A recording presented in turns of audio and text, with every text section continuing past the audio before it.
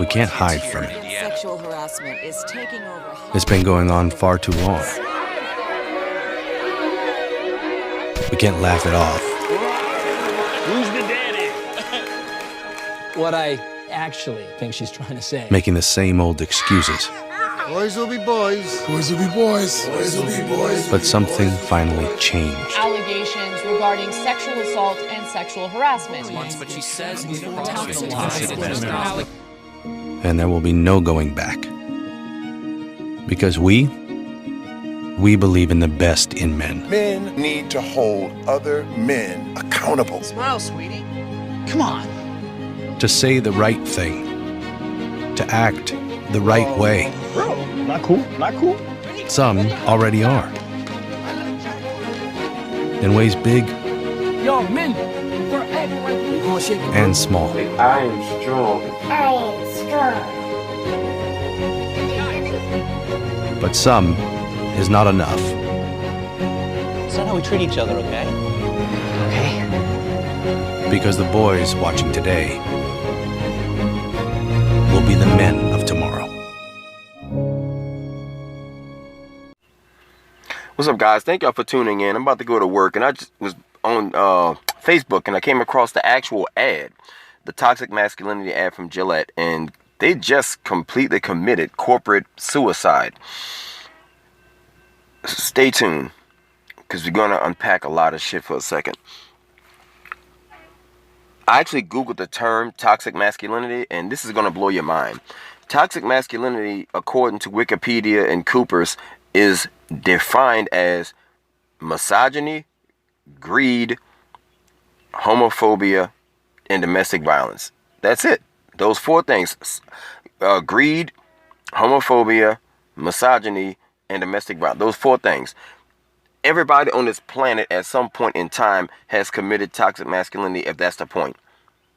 And homophobia is so vague that everybody and anybody can be twisted and construed to have a statement that can be misconstrued as homophobic.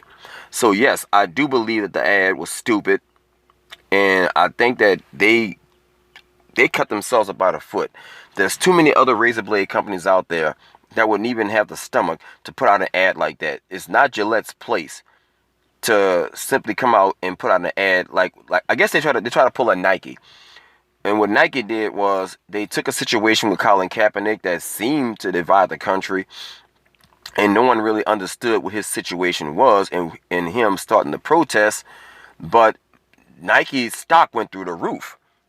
After today, Gillette's ad, as I'm making this video, the ad by Gillette for the toxic masculinity and the Me Too movement is already at 20 million views, and it's more. I think it's more thumbs down than thumbs up. Now, there's some women in the crowd saying, you know, of course, a great video, but there's a lot of men that's like, what the fuck are y'all talking about? Toxic masculinity.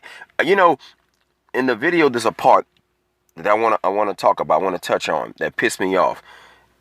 It's and I put the video it's in the video. The video is going to be in my video before this part. And if you've seen it, you know what I'm talking about. It's the part where the guys say, boys will be boys. Women always use that to twist the narrative. Boys will be boys ain't got nothing to do with street harassment.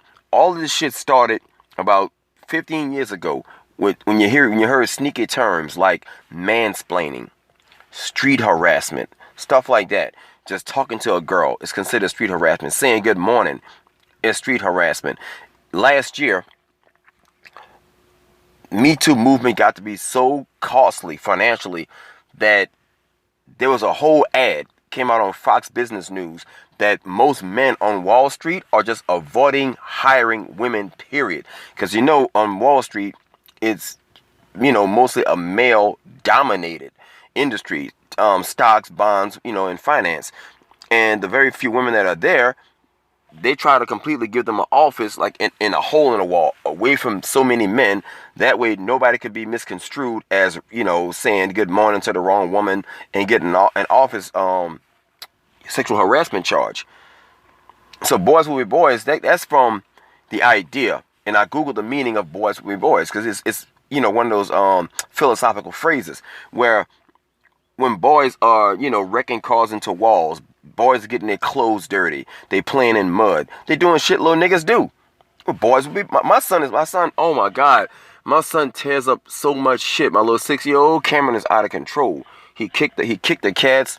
He knocked shit over. I mean, he's just being a boy, and I would never ever atrophy his yearning to be a little nasty motherfucker, because I grew up, playing with dirt, playing with He-Man, G.I. Joe toys with guns, toy guns, all those things.